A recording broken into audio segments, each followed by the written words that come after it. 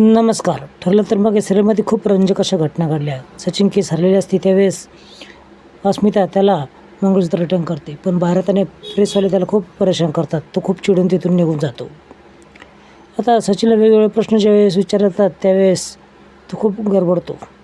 इकडे अस्मिता सेलिब्रेशन करते अगदी छोट्याशा कुल्फीने, कारण आजूबाजूला कुठे दुकान नसतं. अस्मिता खूप खुश असते आणि सर्वजण खुश असतात. त्याच वेळेस सचिन ज्यावेळेस घरी येतो त्यावेळेस खूप चिडलेला असतो, खूप पॅनिक झालेला असतो. एवढे प्रयत्न करूनही मी केस कसं काय हारलो असं तो अण्णाला सांगत असतो. पण अण्णा वेगळ्याच रंगात असतात. अण्णा आपल्या पोरीचं लग्न सचिनशी होणार या आनंदात असतात. सचिन काळजी करू नकोस असं ते बोलतात. इकडे सायली आणि अर्जुन प्रतिमातेच्या घरी आलेले असतात आणि तो त्याला सोडून जाणार असतो. त्यावेळेस तिच्या घरी तयारी जे केलेल्या असतात ते पाहून यांना खूप आनंद होतो. आता ही प्रिया झोपलेली असते. झोपेत तिला स्वप्न पडतं की कल्पना घ्यायला आली आहे. ती आई करत असते. त्याच वेळेस पोलीस त्याला विचारते, तू आरडाओरडा करू नकोस, नाही तुला सगळ्या जेलची भांडी घासायला लावेल. त्यावेळेस ती शांत बसते. आता तिला देखील कळत नसतं की काय करावं.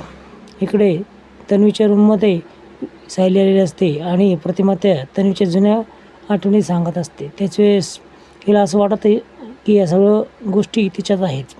सायली ती कॅसेट कसली आहे असं विचारते. त्यावेळेस लहानपणीचे बोबड्या आवाजात तिचे रेकॉर्डिंग करून रविराजने ठेवलं असं सांगते.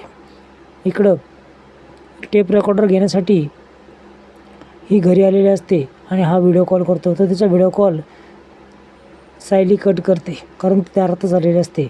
हा फोन कट केला म्हणून रागात असतो आणि ती समोरून थांबल्यानंतर अचानकपणे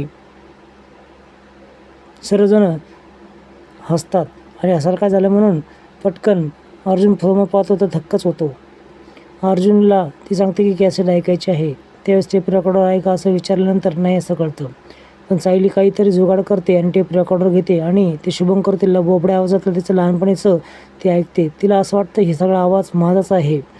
आता पुढच्या एपिसोडमध्ये बघूयात